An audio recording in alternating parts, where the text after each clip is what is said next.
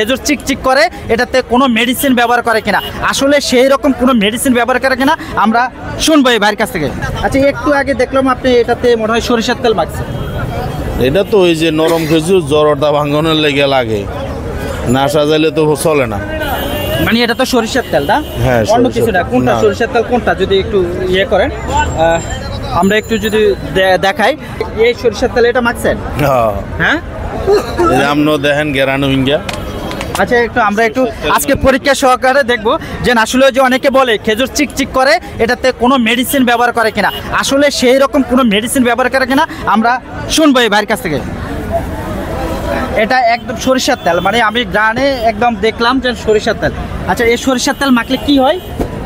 শুধু ওই ময়লাটা কাটে, খেজুরের গায়ে একটা ময়লা থাকে গাছের, ওই জিনিসটা ওই কাটে।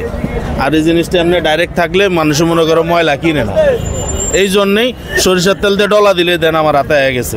হ্যাঁ হ্যাঁ, ডলা দিছি আর ওই খেজুরের বালিটা আমার হাতে হয়ে গেছে।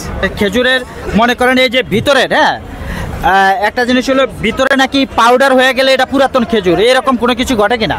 হ্যাঁ, অবশ্যই এরকম ঘটে। হ্যাঁ, কিছু কিছু খেজুর পুরাতন হলে হয় না, এমনি খেজুর পচে না, কিছু কিছু খেজুর পচে, যেমন কার্টনে খেজুর পচে। আমরা আবার এগুলারে আলাদা করে রাখি, যখন সাজাই তখন আবার আলাদা রাখি।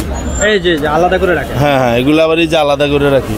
এখানে একটা খেজুর যদি সামনের ডিসপ্লেতে থাকে না, হ্যাঁ, মানুষ মনে করবো সব কটাই পচা, এই জন্য আমরা সাজানোর সময় এই আলাদা করে রাখি।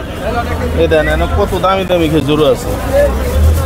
এই যে খেজুর দেখাচ্ছি, এই যে দেখুন, এই যে দেখুন, এটা প্যাকেটের ভিতরে, এই যে অনেক সময় প্যাকেটের ভিতরে এই ধরনের খেজুরগুলো থাকে।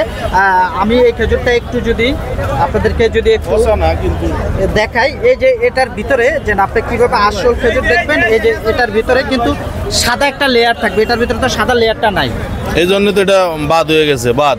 আচ্ছা, আপনারা খেজুর কেনার আগে মানে কোনটা মানে ধরেন পচে গেছে বা কোনটা পুরাতন খেজুর কোনটা নতুন খেজুর, এটা বোঝার কিন্তু এই একটা উপায় আছে। এই যে দেখুন, খেজুর ভাঙার পরে এই যে এটা যে পুরাতন খেজুর, এটা কিন্তু এখানে কিন্তু বোঝা যায়। হ্যাঁ, আর নতুন যে খেজুরটা থাকবে, ওই খেজুরটার এই যে লেয়ারটার ভিতরে সাদা সাদা একটা আবরণ থাকবে, সেটা একদম মানে মনে হচ্ছে শুকনো শুকনো এরকম একটা ভাব থাকবে নাকি? শুকনো ভাব থাকবে। ভিজা খেজুরের মধ্যেও থাকে, ভিজা রস থাকে ভিতরে। আচ্ছা, আর যেটা ভিজা খেজুর ওটার ভিতরে রস থাকে।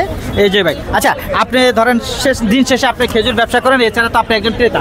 রমজান এলে আমাদের দেশের দ্রব্যমূল্যের দাম উদ্যোগিত হয় কেন, আপনার কি মনে হয়? যে কোনো কিছু এগুলা যারা বড় অঙ্কের ব্যবসা করে, বড় ব্যবসায়ী, ওনাদের সিন্ডিকেটের কারণে এই জিনিসটা হয়। ওনারা এই কাজটা না করলে তাইলে আমরাও কমে কিনতে পারতাম, আইনা মানুষেরও কমে খাওয়াইতে পারতাম।